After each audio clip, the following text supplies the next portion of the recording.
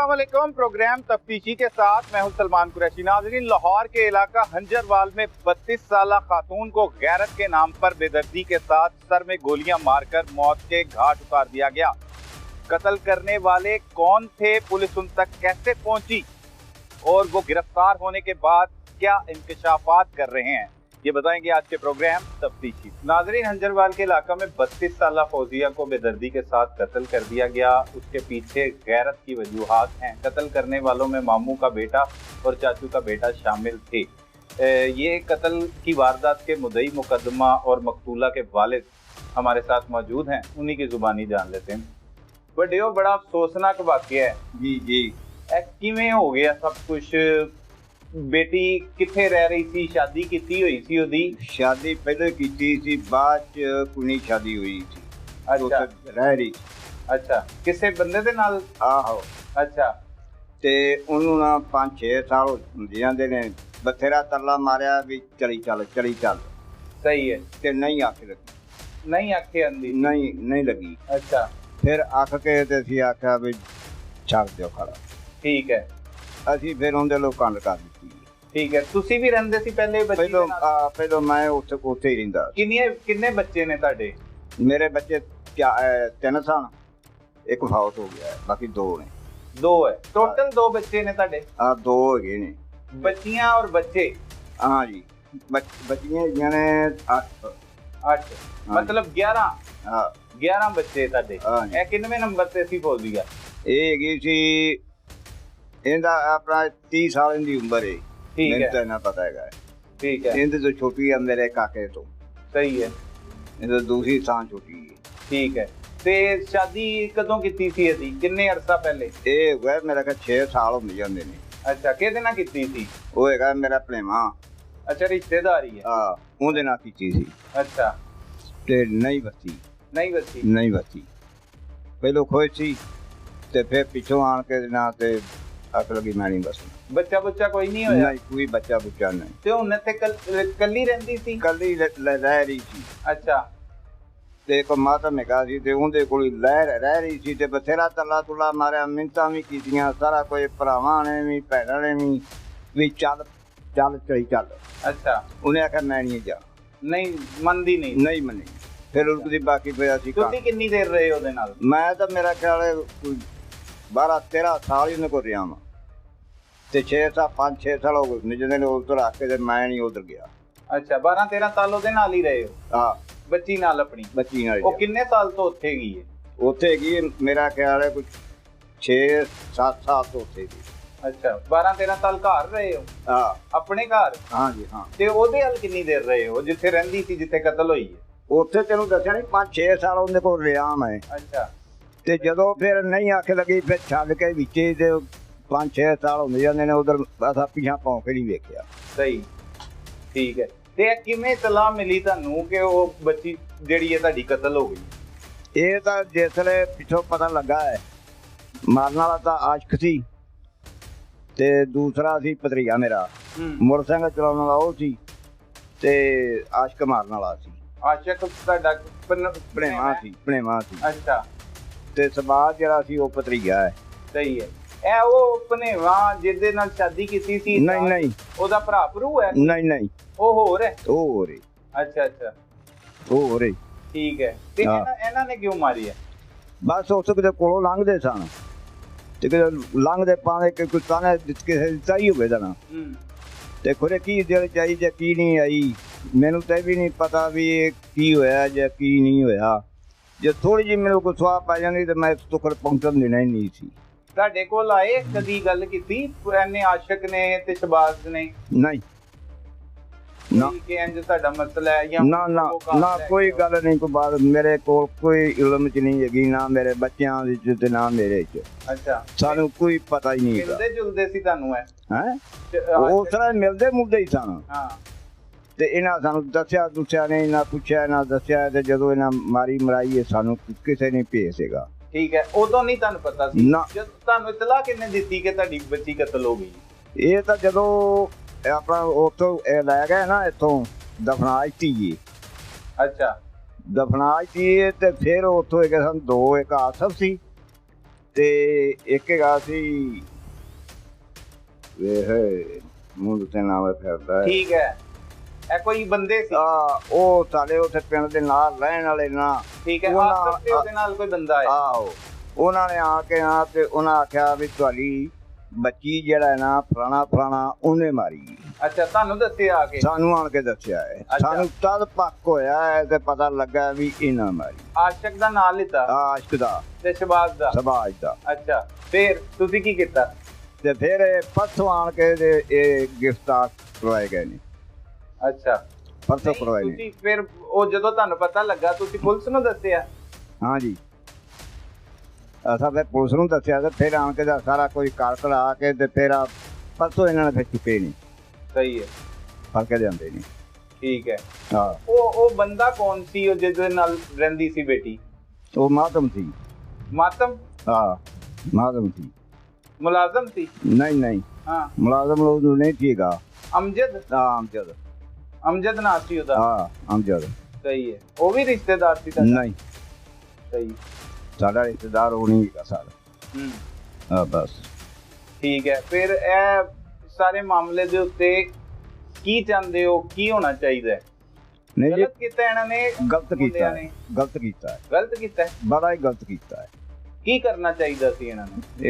ਇਹਨਾਂ ਨੂੰ ਹੋਣਾ ਚਾਹੀਦਾ ਸੀ ਵੀ ਆ ਕੇ ਦੱਸਦੇ, ਮੈਨੂੰ ਪੁੱਛਦੇ ਹਾਂ ਵੀ ਮਾਮਾ ਕੀ ਕਰਨਾ ਜਾਂ ਕੀ ਨਹੀਂ ਕਰਨਾ। ਸਹੀ ਹੈ। ਤੇ ਇਹਨਾਂ ਨੂੰ ਮੈਂ ਕਿਸੇ ਪਾਸੇ ਨਾ ਆਉਂਦਾ ਹੀ ਨਾ। ਤੇ ਜਾਂ ਕੁੜੀ ਨੂੰ ਆਣ ਕੇ ਸਮਝਾਉਂਦਾ ਸਹੀ ਹੈ ਵੀ ਪੁੱਤਰ ਮੇਰੇ ਹੱਥਾਂ ਬਦਲ ਵੇਖ ਜਾਣਦੇ, ਤੇ ਕੋਈ ਨਾ ਕਿਸੇ ਪਾਸੇ ਲੱਗਦੇ ਹੀ ਨਾ। ਨਹੀਂ ਨਾ ਪੁੱਛਿਆ ਦੱਸੇ ਹੀ ਨਹੀਂ, ਨਾ ਮੇਰੇ ਪੁੱਤਰਾਂ ਨੂੰ, ਨਾ ਮੇਰੀਆਂ ਧੀਆਂ ਨੂੰ, ਨਾ ਹੀ ਮੈਨੂੰ। ਉਹ ਕੋਈ ਸਵਾਹ ਹੀ ਨਹੀਂ ਨਾ ਪੈਣ ਦਿੱਤੀ। ਕੋਈ ਬੱਚਾ ਹੋਇਆ ਸੀ? ਬੇਟੀ ਦਾ ਬੱਚਾ ਹੈਗਾ ਸੀ? ਨਹੀਂ ਹੈਗਾ।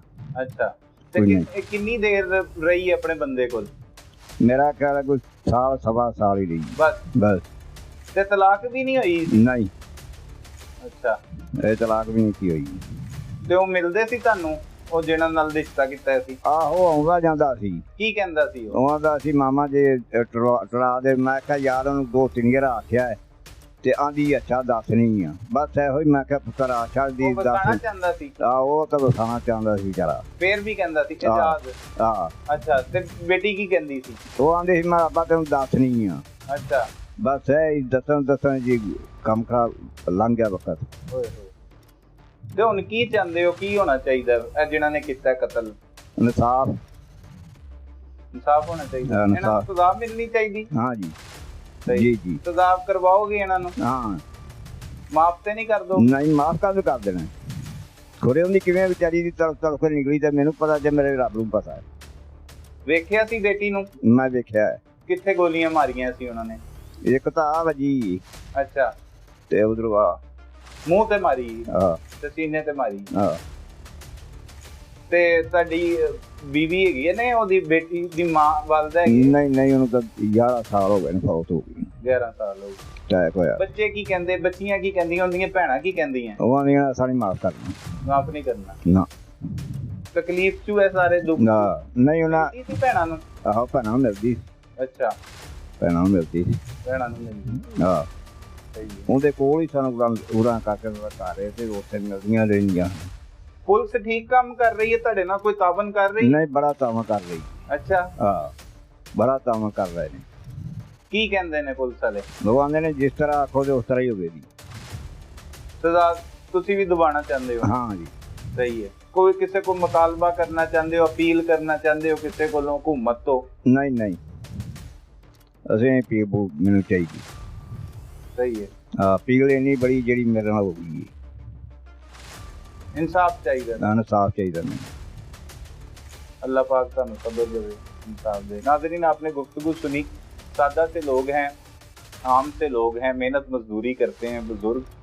इनकी बेटी को बेदर्दी के साथ कत्ल कर दिया गया। वजह तनाज़ा गैरत की है। हक़ाइक़ असल में है क्या? पुलिस ने तफ्तीश का आगाज़ किया, कैसे किया? मुल्ज़मान तक कैसे पहुँची? पुलिस ने मुल्ज़मान जो गिरफ़्तार किए वो क्या इंकशाफ करते हैं, ये भी हम आपको बताते हैं। लेकिन उनका मुतालबा है कि उनकी बेटी को जो कत्ल किया गया है उसमें मुलविस जो मुल्ज़मान हैं उनको वो करार वाक़या सज़ा भी दिलवाएंगे। वो एक भांजा है और दूसरा भतीजा है। इन्होंने प्लानिंग करके जो है वो इनकी बेटी को कत्ल किया था। अब मज़ीद जानते हैं कि जो तफ्तीशी ऑफिसर और पुलिस ने किस तरह से इन मुल्ज़िमान को गिरफ्तार किया और वो क्या कुछ इंकशाफात कर रहे हैं।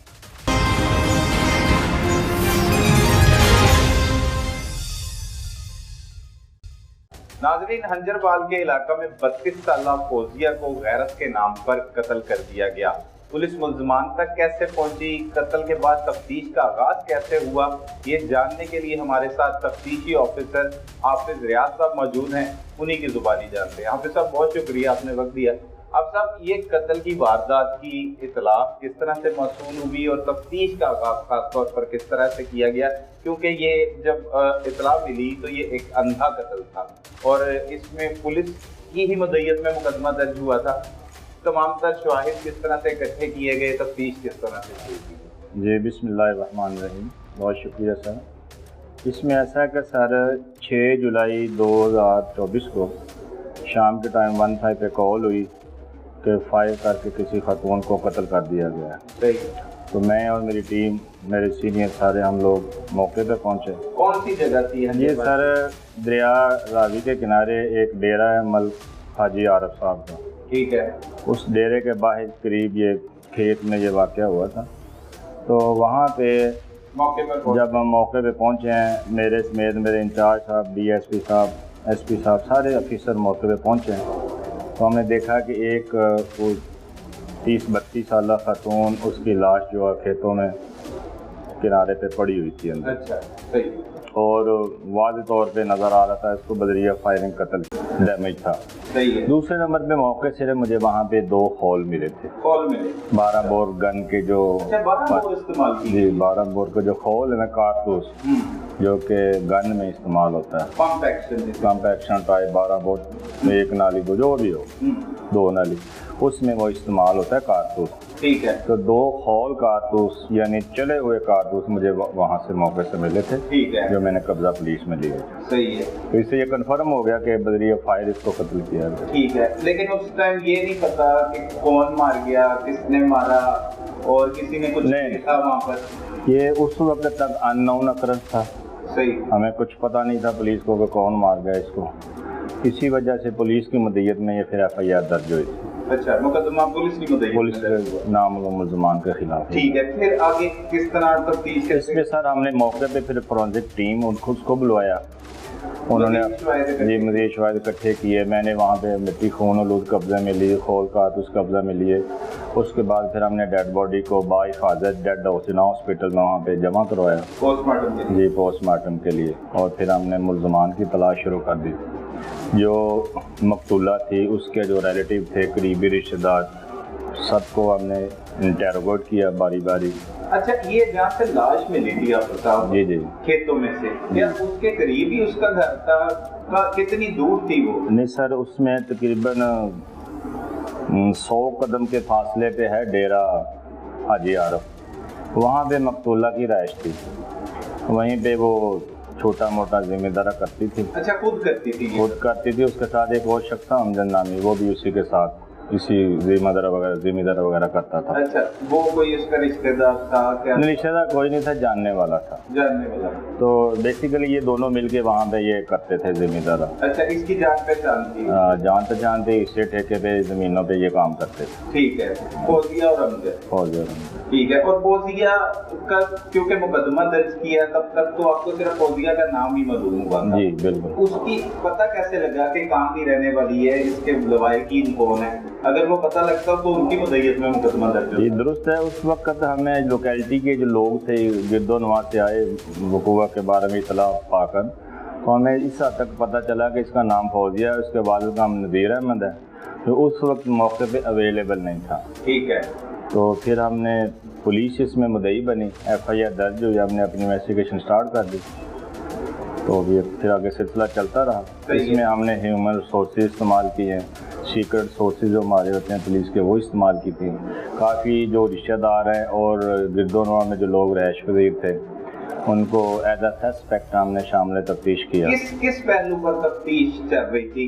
क्योंकि चेहरे पे फायर लगे हुए थे, सर पे, तो ज्यादातर तो आपकी जो शक है वो गैरत पे ही गया होगा, क्योंकि गुस्सा इसमें ये है कि जिस तरह से उसको मर्डर किया गया था ना, बड़े गुस्से में लगता था किसी ने उसको फायर मारे हैं। सही है। तो हमारा जो पहला शक जो फर्स्ट जो था ना, इसके हवाले से डाउट जो गया वो ये था कि इसको किसी इसके रिश्तेदार ने कत्ल किया। अच्छा, सही। गैरत की बिना पे तफ्तीश ही यहाँ से हमारा नुकता यहीं से स्टार्ट हुआ, यहीं से जो गैरत की बिना पे इसको कत्ल किया गया। शादीशुदा थी मकतूला? ये मकतूला शादीशुदा थी इजाज नामी शख्स के साथ, लेकिन उसके साथ इसका निबाह नहीं हो सका। स्टार्टिंग में अनऑफिशियल सेपरेशन हो गई, तलाक नहीं हुई। अच्छा, कागजी तौर पर लेकिन सेपरेशन थी इनकी अलग-अलग। ये फिर उसके बाद दोबारा गई नहीं। ये कितना अर्सा से ये तकरीबन इसको कोई 14-15 साल हो गए होंगे शादी को। अच्छा जी जी। तो कब से उसके बाद इजाज की तरफ भी आपने रुख किया? इजाज को भी हमने उस साइड पे इंटेरोगेट किया, सब लोगों को, वो उसमें नहीं पाया गया। ठीक है। वो इस वाक़े में मुलव्वस नहीं पाया। फिर ये कैसे जाके क्लियर हुआ, कब क्लियर हुआ कि हमारी इंटेरोगेशन सर जारी थी। सही। और तफ्तीश भी जारी थी। इसी दौरान जो मकतूला का वालिद है उसके पास 2 चश्मदीद गवाह आए।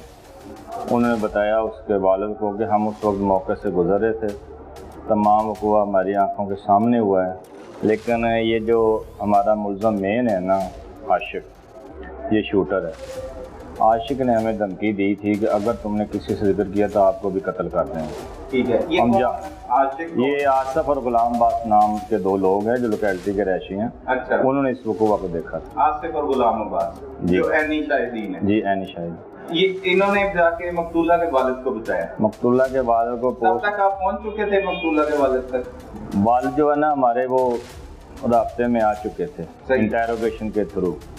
तो वालिद को इन्होंने पोस्टमार्टम के बाद इनका जो वहाँ पे कुल का ख़त्म होता है ना, वहाँ पे लोग इकट्ठे हुए थे, तो ये जो गवाह हैं चश्मदीद, इन्होंने फिर वालिद को जाकर बताया सही कि हमसे बर्दाश्त नहीं हो रहा, इंसानी जान ज़ाया हुए, तो हमें चूँकि पहले धमकी दी थी, हम खामोश नहीं, लेकर हम खामोश नहीं रह सकते।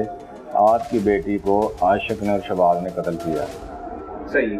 फिर जो मुद्दई साहब थे उन्होंने फिर हमारे सीनियर ऑफिसर के पास एप्लीकेशन दी। मुद्दई पहले पुलिस थी, लेकिन फिर बाद में वालिद को बना दिया। जी, वालिद को उन्होंने एप्लीकेशन दी, नामजद किया इनको।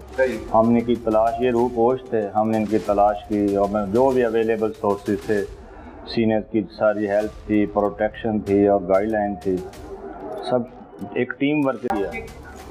और फौजिया का रिश्ता क्या है? शहबाज और फौजिया का रिश्ता? आशिक शाह जो है ना, वो फौजिया का पुफीजाद भाई है। सही। और जो शहबाज है वो चचाजाद भाई है। ठीक है।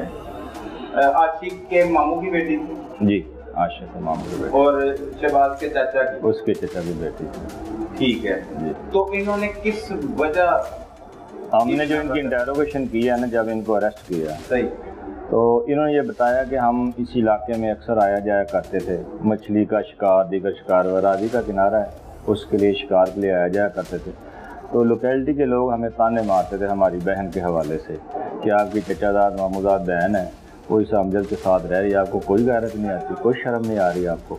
तो ताने सुन सुन के हम तंग आ गए थे। तो फिर हमने आपस में सलाह मशवरा किया कि इसका जो है ना किस्सा ही ख़त्म कर देते हैं, ताकि हमारे ऊपर जो तानाबाजी हो रही है वो ख़त्म हो जाए। तो एक प्लानिंग के तहत आए हैं।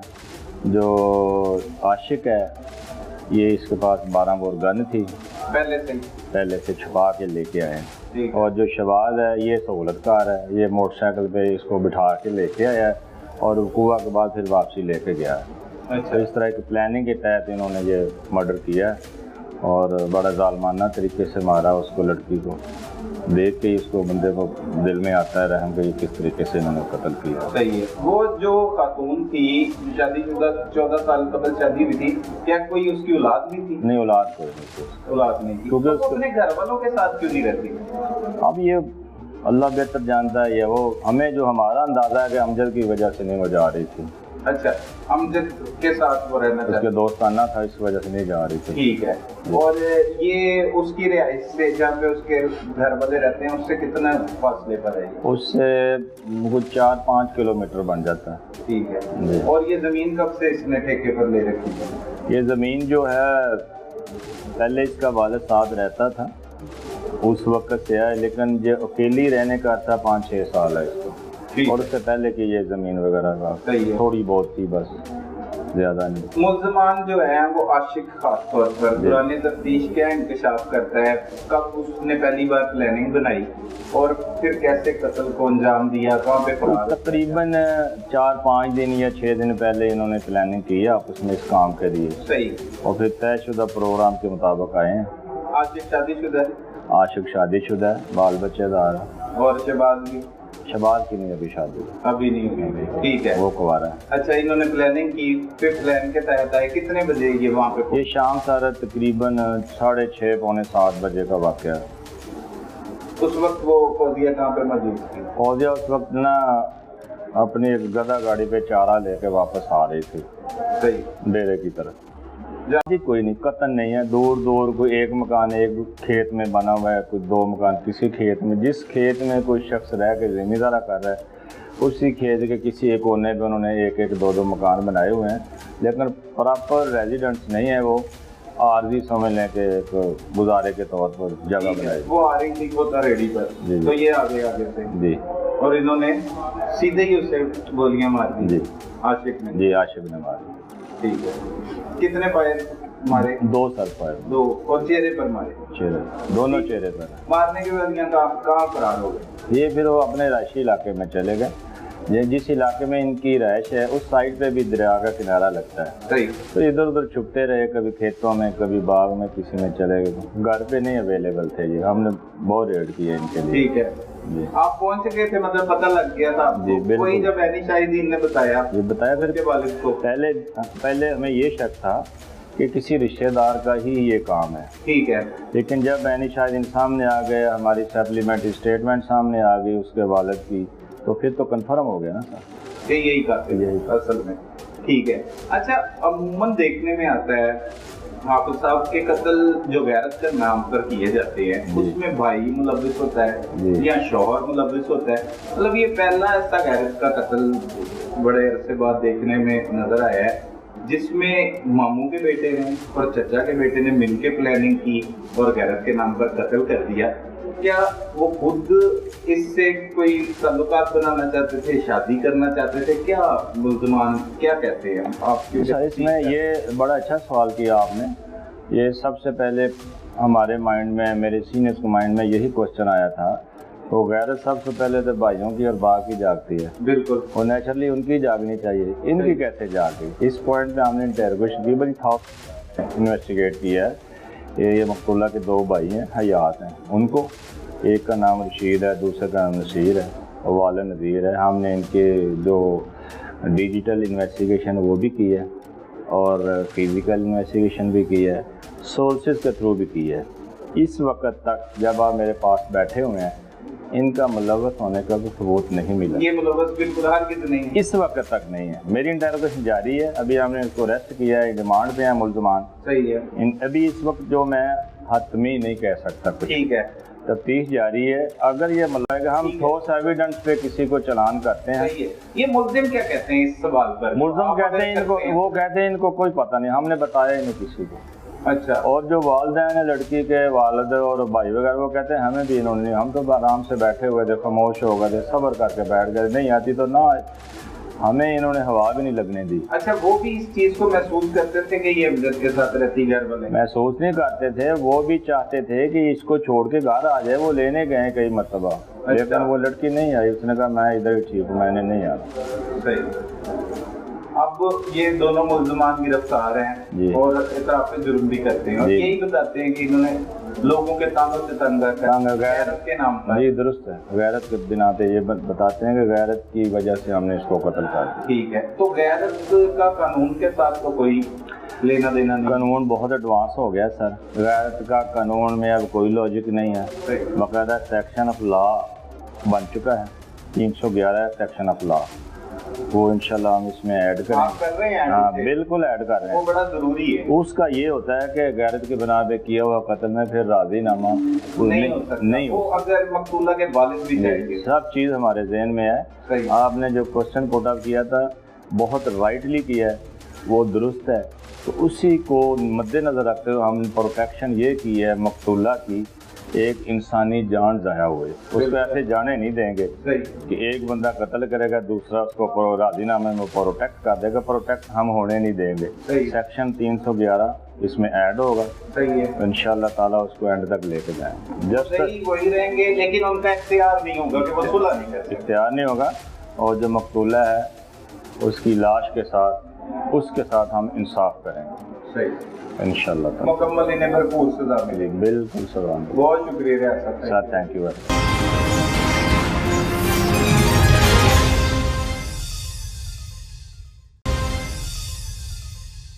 नाज़रीन, इस वक्त हमारे साथ इंचार्ज इन्वेस्टिगेशन थाना हंजरवाल मोहसिन रफीक साहब मौजूद हैं।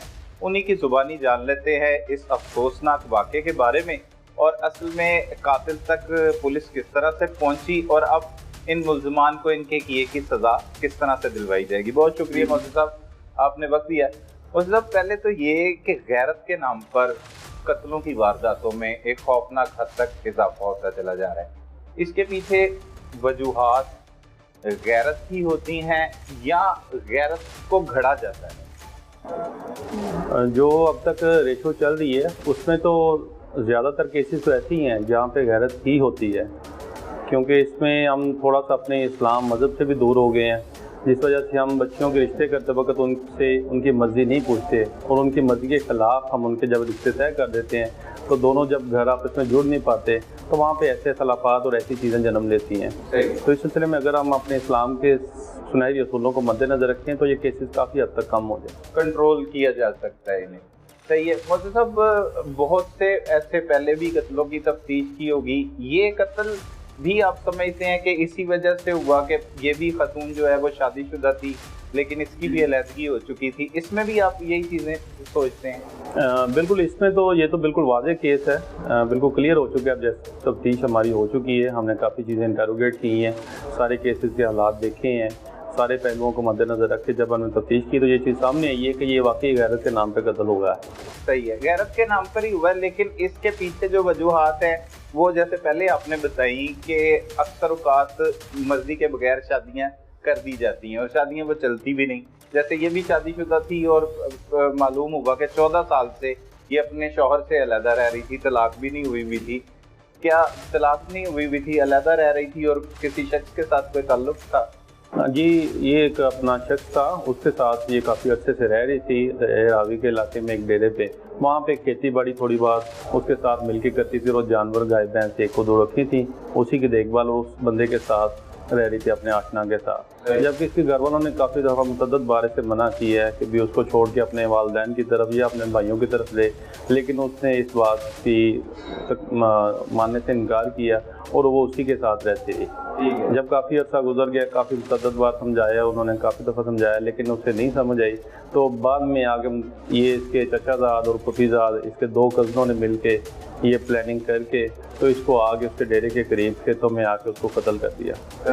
जी, फौजिया को कत्ल कर दिया। ब्लाइंड मर्डर था, जब आपको मतलब इत्तलात मौसूल हुई तब ही आपको समझ आ गया था कि ये कत्ल के पीछे गैरत होगी या कोई और वजूहात पर भी तफ्तीश करते रहे?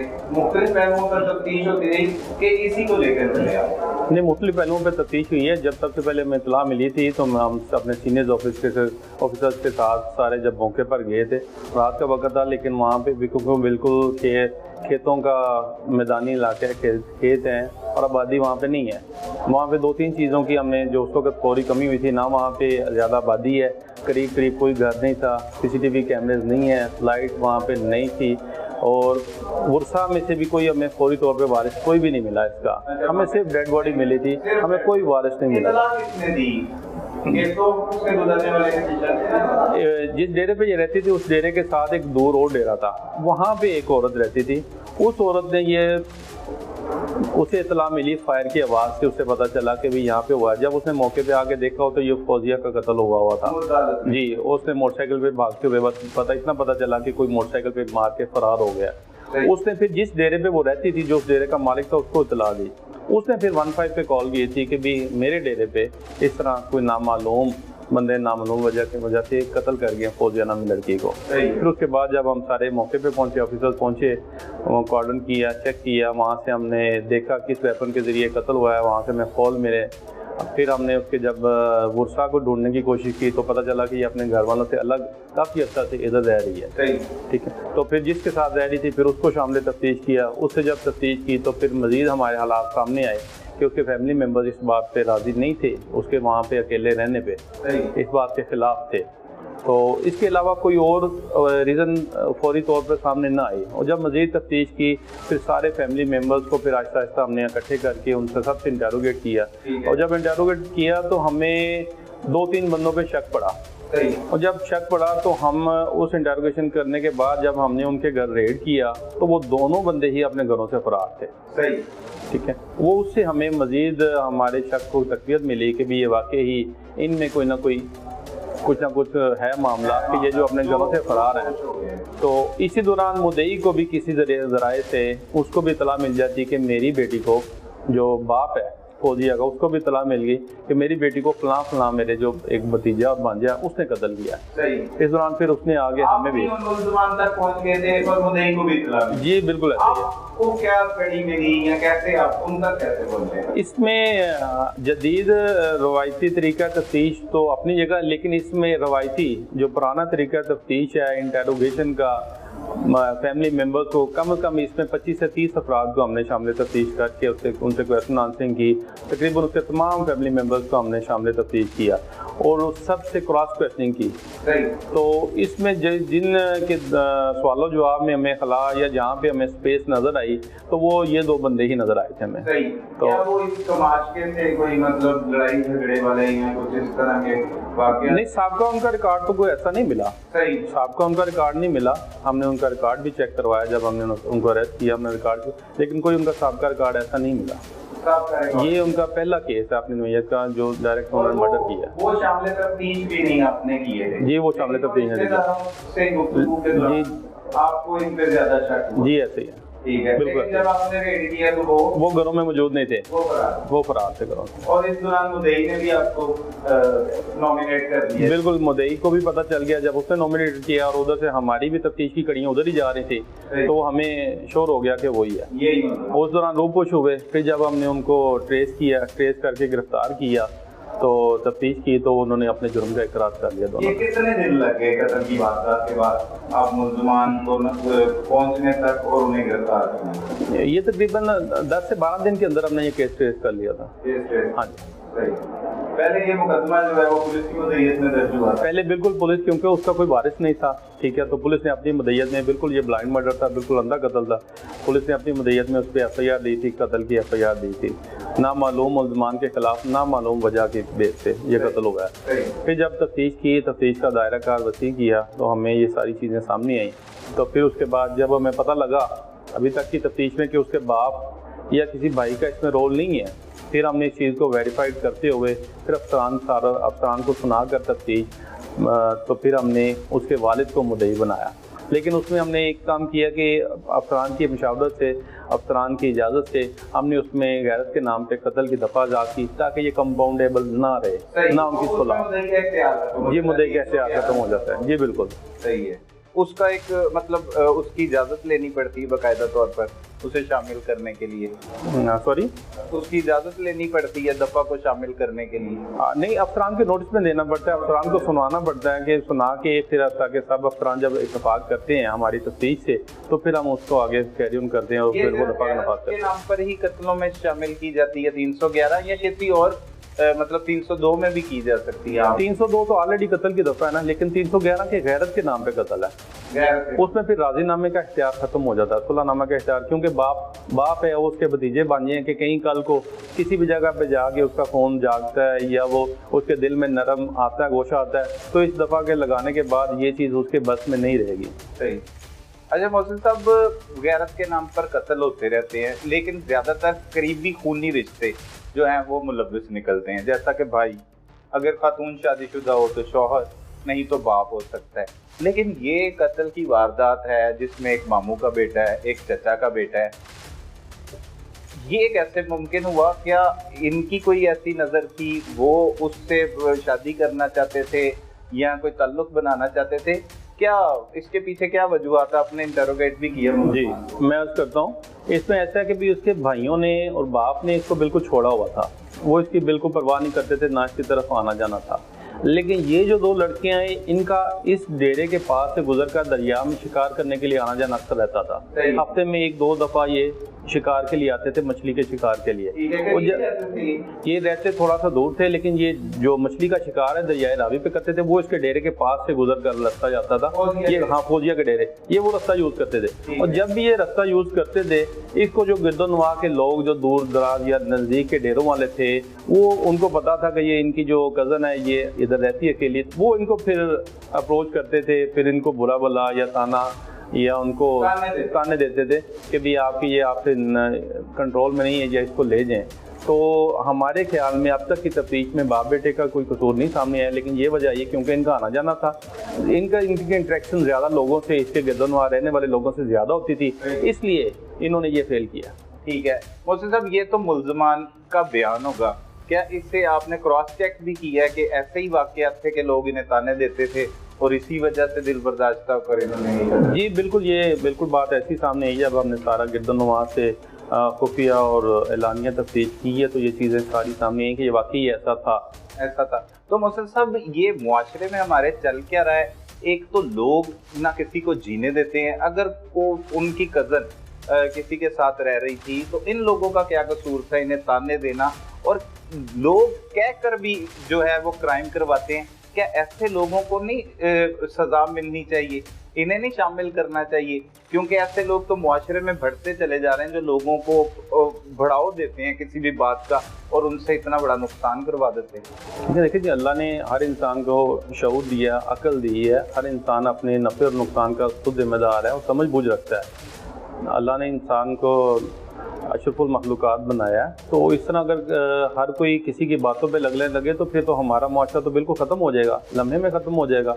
अगर हम सब बातों को इसी तरह लेके और इसी तरह हम फैसले अपने हाथ से करने लग पड़ेंगे तो फिर तो कानून की रेट भी ख़त्म हो जाएगी और बाकी निज़ाम में ज़िंदगी सारा ख़राब हो जाएगा। इसलिए मेरे ख्याल में ऐसा नहीं होना चाहिए। हमें अपनी सोच पे, अपने विचार पे कंट्रोल रखना चाहिए और लोगों की बातों के पीछे ऐसा फैसला नहीं, उसकी अपनी ज़िंदगी अगर वो उसने इसी तरह फैसला कर ली या डिसाइड कर ली है, ठीक है, तो उसको हाल।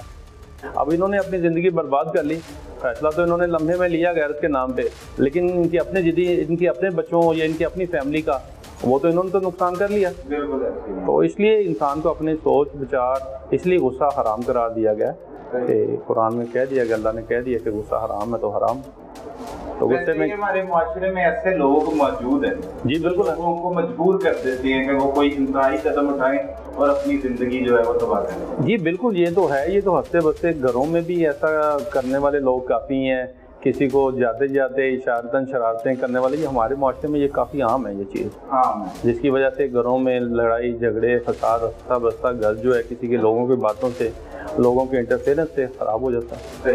ये चीज़ तो हम आपने जो मुल्ज़िमान आपको बयान देते हैं, बताते हैं, वो आशिक क्या बात बताता है आपको?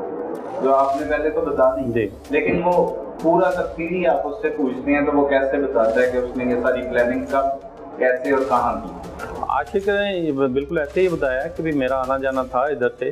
जब हमने तस्दीक की, हमने भी पता चल गया था, लेकिन उसने अपने बयान में भी हमें बताया कि मैं मछली के शिकार के लिए यहाँ से आता जाता था, क्योंकि ये काफ़ी अर्से से फौजिया यहाँ पे रह रही थी, तो मुझे ये लोग ताना देते थे कि तुम्हारी कज़न है। करने की कोशिश नहीं की फौजिया के पास जाके, ये नहीं कहा कि घर चली जाओ, तुम हमारी बदनामी का बाइस बन रही हो, तुम्हें मार देंगे या जो भी, जैसे भी कर सकते हैं? काफ़ी दफ़ा कहा, हमें पता लगा उसके बाप ने, उसके भाइयों ने, ये कज़नों ने भी उसको मना किया है कि ये अपने घर ले जाने की कोशिश भी की है, लेकिन वो नहीं मानी। 1-2 दफ़ा उसको साथ ले गए हैं, वो एक आधा दिन गुजारा उसने, तो उसके बाद फिर वापस यहाँ पे आ गई। उसने उनकी बात नहीं मानी, अपने पेरेंट्स की, अपने घर वालों की, अपने भाई बहनों, किसी की उसने बात नहीं मानी। उसने अपना फैसला खुद किया। मोहसिन साहब, ये सारे वाक़े से क्या मैसेज अखज़ होता है जो हमारी आवाम, सुनने वाले नाज़रीन के लिए, कोई ऐसी बात कि ऐसे वाक़यात से बचा जा सके, इसके क्या नुकसान होते हैं, इससे जो भी चीज़ अखज़ होती है वो शेयर कीजिए। जी मेरे ख्याल में इसके लिए तो सबसे बेहतरीन है कि जो हमारे दीन इस्लाम में असूल वज़ा कर दी गए, हम उन असूलों पे ज़िंदगी गुजारें और कुरान पाक पे जो अहकामात हैं हमारे लिए, बिल्कुल वो रोशन खुली किताब है। अगर वो हम उसके अहकामात के मुताबिक ज़िंदगी गुजारें तो ऐसे हर किस्म के मसाइल से बचा जा सकता है। और वो आज से 1400 साल पहले के लिए भी वो था और आज से ठीक 1400 साल बाद के लिए भी वही अहकामात होंगे। आज के दौर में भी आने वाले दौर में भी, दोनों में और तीनों में, पास में भी वो ऐसी अल्लाह ने हिकमत भरी किताब नाजिल कर दी है कि जो हर वक्त के लिए पूरी है, हमारे दीन के बताए हुए रास्तों, जी बिल्कुल, रसूलों के मुताबिक, बिल्कुल बिल्कुल बिल्कुल ऐसा। क्योंकि ज्यादा जो लोग गुनाहों में भी डूब जाते हैं अक्सर औक़ात उनका भी अंजाम ऐसा ही होता है। क्योंकि आप ये केसेस जो हैं वो रोजाना ही ऐसे केसेस को देखते हैं, ना सिर्फ मुल्ज़मान को गिरफ्तार करते हैं, तो दीन इस्लाम के मुताबिक जिंदगी बसर है। बिल्कुल बिल्कुल, ताकि ऐसे नुकसान से बचा जा सके। सही है। इन्हें सजा दिलवाने के लिए आपने बताया वो 311 ऐड की जा रही है, तो इन्हें ज्यादा से ज्यादा और कम से कम सजा क्या होगी? क्योंकि मरकजी मुल्ज़िम जो है वो आशिक है और शहबाज उसके साथ उसका सहूलतकार है जी। और आशिक को क्या सजा होगी जो आपने तैयारी कर रखी है, और ज्यादा से ज्यादा शहबाज को इसमें क्या सजा होगी? जी, इसमें इसको ज़्यादा से ज़्यादा सजाए मौत, ठीक है, और कम से कम उम्र कैद की सज़ा ज़रूर होगी इंशाअल्लाह। सही है। और शहबाज ने क्योंकि उसको सहूलतकारी मुहैया की है, ये अब अदालतों का काम है, अदालतें उस पर फैसला करेंगी कि उसको किस हद तक सज़ा देते हैं, लेकिन सज़ा उसको ज़रूर मिलेगी। सही है। मोहसिन साहब, मुद्दई मुकदमा बड़ा अहम सजा दिलवाने के लिए उसका अहम किरदार होता है और उसी ने केस को परसू करना होता है, अदालतों में जाना होता है। 311 की दफा को तो ऐड कर दिया गया कि वो राजीनामा नहीं कर सकते, लेकिन अदम पैरवी भी कोई चीज होती है और साथ उनकी उम्र भी ऐसी है। क्या ऐसे वाकयात का मुकदमा ही पुलिस की मुद्दईयत में दर्ज नहीं हो सकता, या किसी ऐसे शख्स की जो मुकदमे की पैरवी कर सके? गरीब लोग अक्सर औक़ात मुकदमे की पैरवी उस तरह से नहीं भी कर पाते, जिसकी वजह से जालिम दरिंदे जो है वो अपनी सजा भी नहीं भुगतते और बाहर आ जाते हैं। देखिए जी, उसमें ये परमानेंट तो ये नहीं मुनासिब होगा। बाज़ केसेस होते हैं जिनमें पुलिस मुद्दई बनती है और वो भी इसी एक ही सूरत होती है जब उसका वारिस कोई नहीं होता। क्योंकि जैसे इस्लाम में है, अगर कसास या दियत का हक है तो वो उसके जो वारिस है उसी को हासिल है, उसकी जगह कोई और नहीं ले सकता, ठीक है। तो इसलिए ये उसके जो हकीकी वर्सा है ये उन्हीं के ही मुद्दईयत में होना चाहिए और उन्हीं के ही ज़ेरे असर ये केस रहना चाहिए। बाकी आपको सपोर्ट हर किस्म की मुद्दई को कर? जी, हम तो ऑलरेडी कर रहे हैं। जैसे अब था उसका पोस्टमार्टम करवाना, उसको शिफ्ट करना, सारी प्रोसीडिंग लीगली करना, तो वो हमने अपने की हैं। ये तो हमें काफ़ी दिन बाद जाके फिर मामला ये सारे सामने आए हैं, वर्षा उसके सामने आए हैं, ठीक है। बहुत शुक्रिया जी, थैंक यू। नाज़रीन, हमारे मुआशरे में बेरारवी फैलने की असल वजह दीन से दूरी है। ऐसी ख़वातीन जो गैर मर्दों के साथ नाजायज़ ताल्लुकात कायम कर लेती हैं और जिसका इल्म जब इनके बाप, भाई या रिश्तेदारों को होता है तो वो तैश में आकर इंतहाई कदम उठा लेते हैं, जैसा कि आज के प्रोग्राम में हमने आपको बताया। लिहाजा दीन के बताए हुए रास्ते पर जिंदगी बसर करें ताकि ऐसे भयानक नताइज से बचा जा सके। अपने इर्द गिर्द होने वाले जुर्म को फौरी 15 पर रिपोर्ट कीजिए। अपने मेज़बान सलमान कुरैशी को इजाज़त दीजिए। अल्लाह ने के बाद।